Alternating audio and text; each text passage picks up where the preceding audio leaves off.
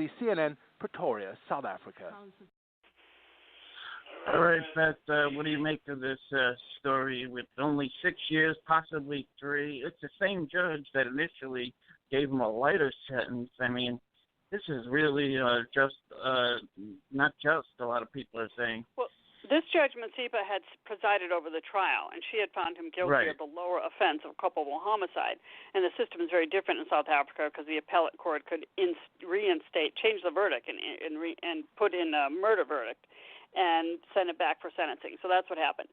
And I think it's a real slap in the face of the appellate court because she gave him virtually the same sentence.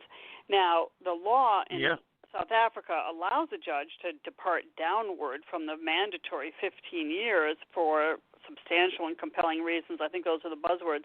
But it's not a defined term. And some legal experts there think that it's really not to be used very often. I mean, it's pretty much a 15-year sentence unless there's something really extraordinary. And this is now considered an intentional killing, and it doesn't matter if he thought it was an intruder and not Riva that he was shooting at in the locked bathroom. He intended to kill whoever was in that bathroom. And the judge still seemed to give him a break because he thought it was an intruder, in addition to his remorse and all that. She gave him a huge break. Now, that's an appealable sentence. The defense has already said, the defense says, we're not going to appeal it because we're happy with it. Heck, I mean, they're not going to do much better. That's a home run for them. And if they did appeal it, the appellate court could make it longer. But the prosecution can appeal it. Yeah, sure, they can make it longer. It's a very different system.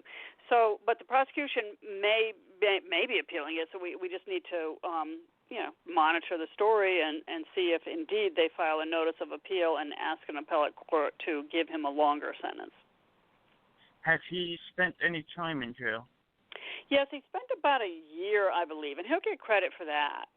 Not credit for well, I shouldn't say he's not going to get credit for the house arrest. He's been living at his uncle's on house arrest. But it doesn't work in the United States to have house arrest count as incarceration. So I can't imagine they would allow it in South Africa. That's like a type of detention in lieu of bail or as a bail condition as opposed to serving time. Something like this happens here in New York City. What is the defendant going to get, in your opinion, as a former prosecutor? Typical murder is second-degree murder in New York, and depending on it's